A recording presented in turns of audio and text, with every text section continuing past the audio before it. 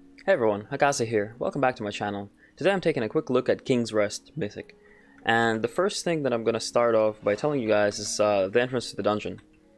Essentially, what you want to do is, you want to come up to Untitled Chapter here, to the entrance of that dungeon, and over here there's going to be a path on the right side.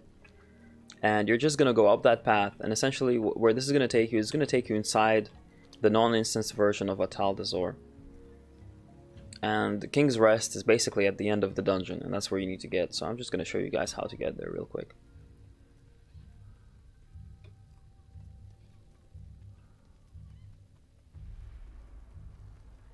There are going to be some mobs here, so it's a good idea to go with some buddies, or follow somebody in. Like one person pulls one mob, another person pulls another mob.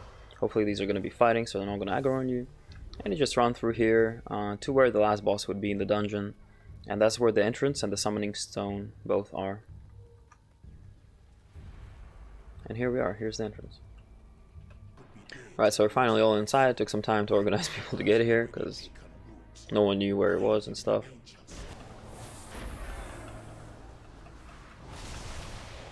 So these mobs, as you can see, do a cone in front of them that stuns you. You don't want to stand in that. Preferably the tank wants to point the mob away. So these mobs fear, you really want to be careful. Now as you can see, we pulled 2 guardians, and 2 of them means it's going to be much harder to dodge those cones. I'm just going to pop my cooldowns here so that we can get through this trash faster. So we're here in the first boss's room. You want to come up. Make sure everyone comes up over here, and you want to make sure to be careful of those minions of Zul, because again they fear you and you don't want to get feared into another trash bag. And by the way, they have shields, so a priest can just mass dispel those to get all the shields down. They're gonna die instantly, so just keep that in mind if you have a mass dispel in your group. You saw that our mage died because they spell stole something from these mobs. They have some kind of thing you can spell steal, and you're gonna spell steal it and it's gonna one-shot you, so don't spell steal these mobs. So at this point you want to start stacking up some resources for the boss. So this boss is fairly simple.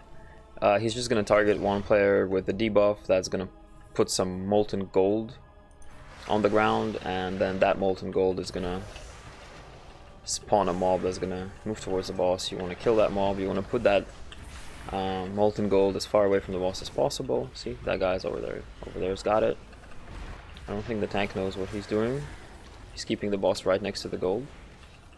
I'm just gonna use my shards right here since we're killing the boss, very close to killing the boss. And again, it's a pretty easy boss for you guys, so there you go. So in this room again, I don't think it's anything important. It's just you're gonna have 4 waves of ads. Just deal with them, interrupt what you can, stay out of what you can. You can also easily use your 3 minutes here. It's a while until the next boss. So you definitely do want to move out of things like that whirlwind over there, because it's going to do a lot of damage and it's going to put pressure on your healer. We barely recovered over here with just this trash pack, so do try to move out of things. Save your healer some mana and sweat. You don't want to make your healer sweat, they don't like sweating. This ad over here on the bridge, you just want to stay close to him because he's going to do a full circle. With that purification beam, even more than a full circle, so you just want to stay close to him so you can run around him. So these slimes here are actually quite problematic. They do quite a lot of damage. If you get hit by that green shit, they like apply a poison to you or something, and it really ticks hard. So you see how we pulled a bunch of them over there? That is not good. I do not expect us to survive this, quite honestly. Alright, well, we survived it. Our healer didn't, but the rest of us did. So these mobs do the same tactic as the boss, where they put a player into one of those tubes, and if you're the player that gets put into a tomb, you just hit 1 on your keyboard, and it's gonna make the tomb shake, and basically the other players will be able to see which tomb you're in, and they then need to go right click it to open it and free you before you die, because you will take damage while you're inside. So obviously you want to clear all the trash in this room, because if you don't, you're not going to be able to get to the tombs to free people. So I've set up a gateway over here so that we can get from one side of the room to the other really quick. Otherwise you just pretty much nuke this boss and he goes down.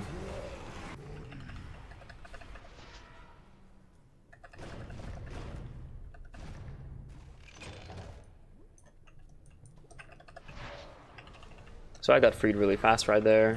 The warrior was right on point with that. So yeah, pretty easy boss otherwise. Right here, you want to wait for this trash to spawn. Don't just run through. So this trash here, you know, hits pretty hard and shit. You want to be careful. You want to definitely not pull that spectral brute over there with any other trash. It's going to be hard enough for you as it is. As you can see, both pulls are tank died the first time I had to combat res him. So again, here you can use your cooldowns because there's going to be quite a bit of trash until the next boss, and yeah, you just want to get it down, honestly. One quite important thing here I forgot to mention is those raptors over there.